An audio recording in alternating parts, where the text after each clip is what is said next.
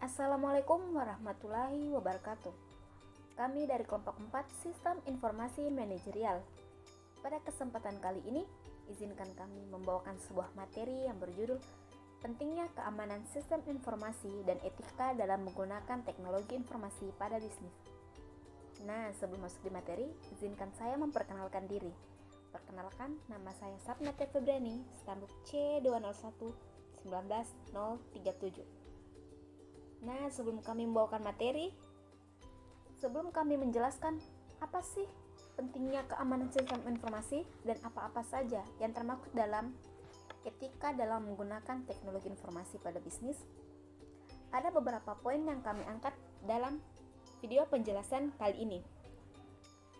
Yaitu yang pertama, etika sistem informasi, yang kedua, sistem keamanan informasi, yang ketiga adalah etika pengendalian sistem informasi, keempat adalah tantangan keamanan dan etika teknologi informasi, selanjutnya tanggung jawab etika pelaku bisnis, kejahatan komputer, dan yang terakhir adalah cara menjaga keamanan sistem IT. Nah, langsung saja masuk di materi yang pertama, yaitu etika sistem informasi. Etika informasi adalah cabang etika yang terpusat pada hubungan antara penciptaan, pengorganisasian, pemencaran, dan penggunaan informasi serta standar etis dan kode moral yang mengatur perilaku manusia di masyarakat. Materi selanjutnya akan dibawakan oleh teman saya. Baiklah, perkenalkan nama saya Susan Safitri dengan stambuk C201-19031. Saya akan melanjutkan pembahasan materi dari teman saya. Nah, etika dalam sistem informasi dibahas pertama kali oleh Richard Mason pada tahun 1986 yang mencakup yaitu yang pertama privasi.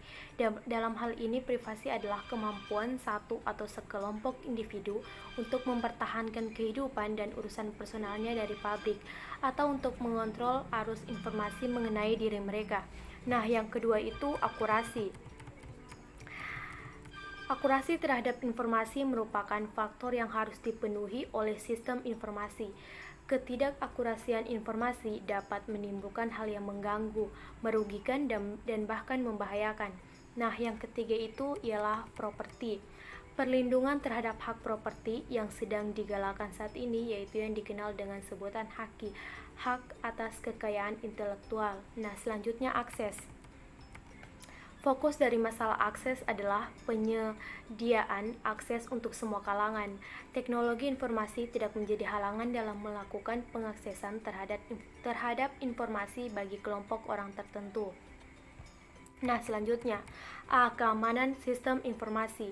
Keamanan merupakan faktor yang sangat penting yang perlu diperhatikan dalam pengoperasian sistem informasi, yang bertujuan adalah untuk mencegah ancaman terhadap sistem serta mendeteksi dan membetulkan akibat segala kerusakan sistem.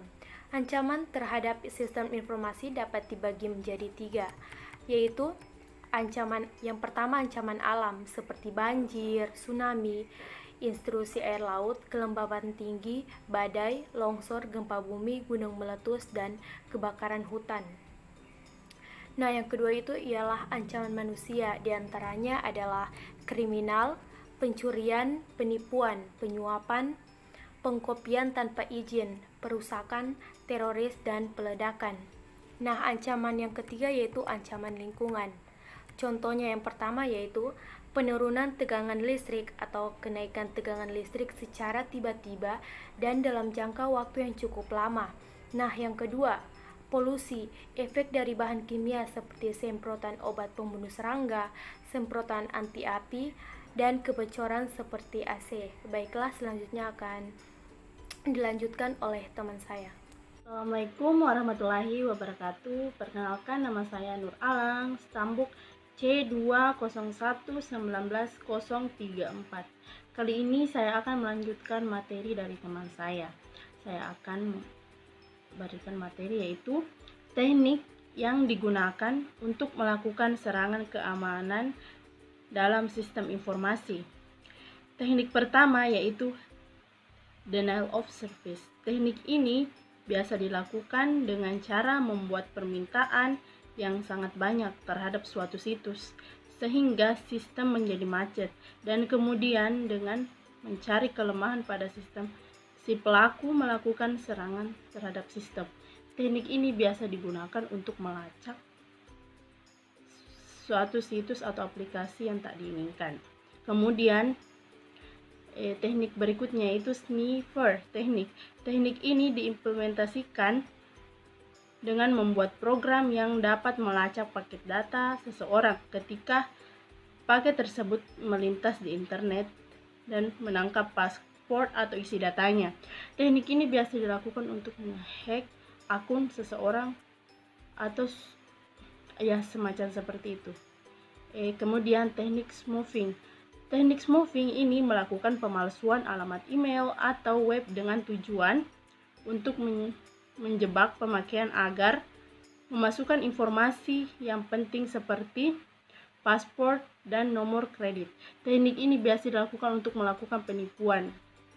Kemudian materi selanjutnya yaitu etika pengendalian sistem informasi, yaitu untuk menjaga keamanan sistem informasi diperlukan pengendalian terhadap sistem dan kontrol.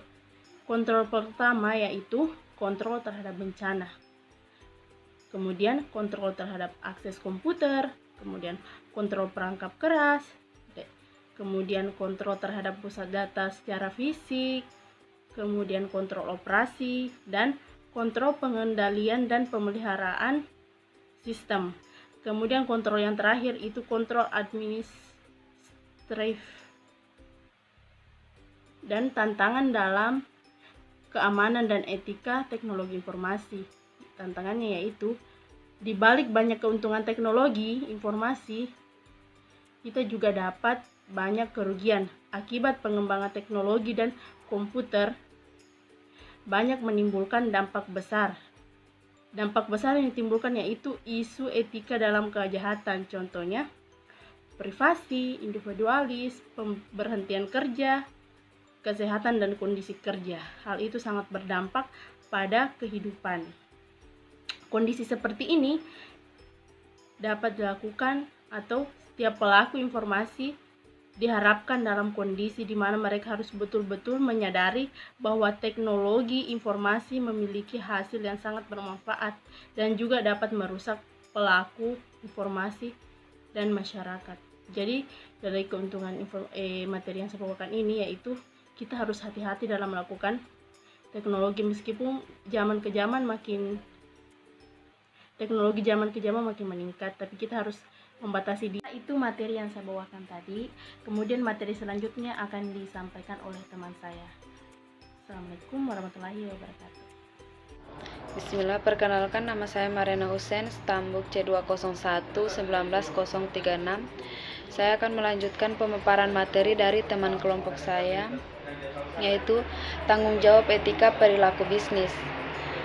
Etika bisnis terdapat berbagai isu tentang hak cipta intelektual, keamanan di tempat kerja dan privasi pelanggan dan karyawan merupakan area utama dalam suatu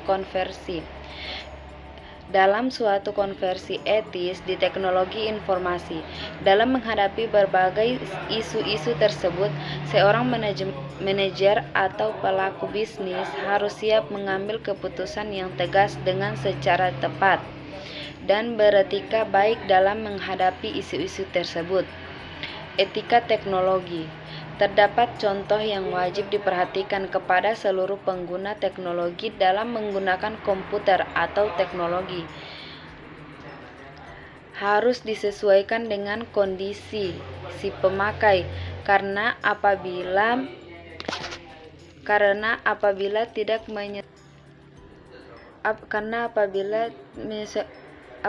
tidak menyesuaikan dengan kondisi si pemakai akan mempengaruhi kondisi fisik bagi si pemakai. Si pemakai juga harus menjadwalkan waktu istirahat atau break time dengan cermat untuk menjaga kondisi fisik maupun konsentrasi demi tujuan yang ingin dicapai. Sekian dan terima kasih.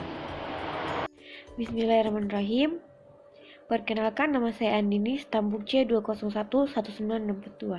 Di sini saya akan melanjutkan pembahasan dari teman saya. Pembahasan saya yaitu tanggung jawab etika pelaku bisnis.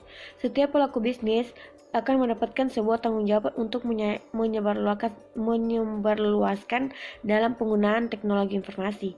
Dan setiap pelaku bisnis harus mempunyai etika yang lebih baik di lingkungan kerja maupun di lingkungan masyarakat luas. Baik pelaku bisnis itu dalam mempunyai jabatan penting maupun tidak, harus tetap menerima tanggung jawab etika yang baik yang ditimbulkan dalam lingkungan kerjanya.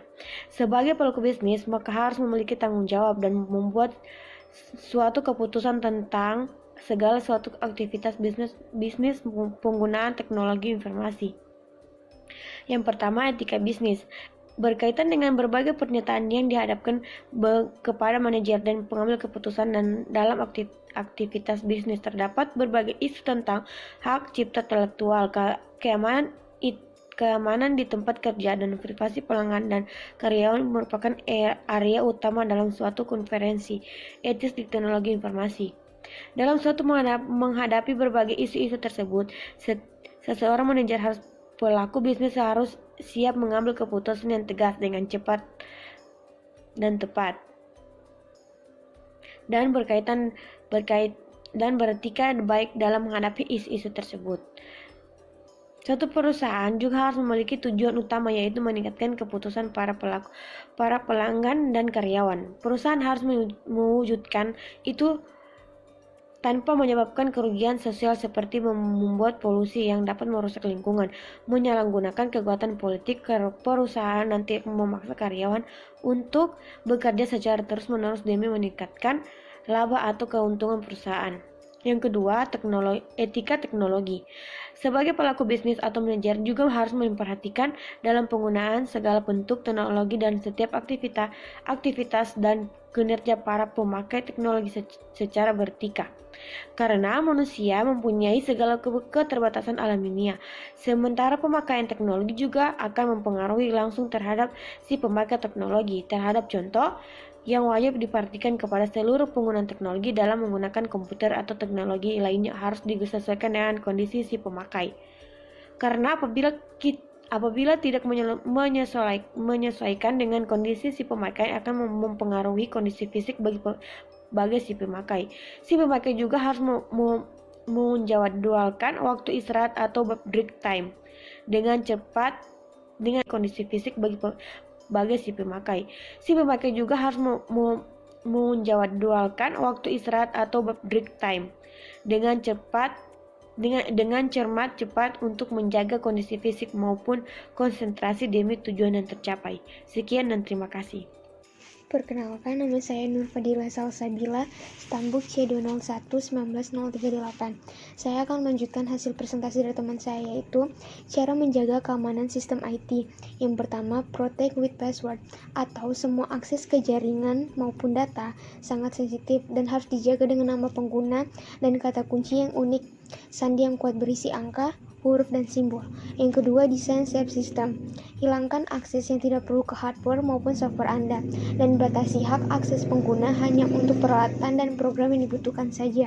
Yang ketiga, conduct screening and background checks, atau melakukan screening dan pemeriksaan latar belakang pada karyawan yang perlu dilakukan. Yang keempat, provide basic and training.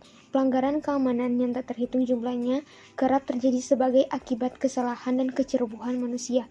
Dan yang kelima, avoid unknown email attachment, atau jangan pernah mengklik lampiran email yang tidak dikenal, yang kemungkinan bisa berisi virus komputer.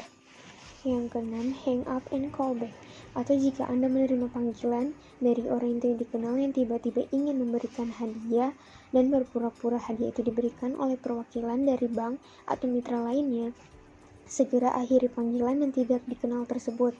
Yang ketujuh, think before clicking, atau untuk menghindari penipuan yang terjadi melalui email yang meminta informasi nama pengguna, kata sandi, atau informasi pribadi, Anda harus mempertimbangkannya agar Anda tidak terdorong ke sebuah situs web palsu yang mendorong calon korban untuk memasukkan data mereka sendiri.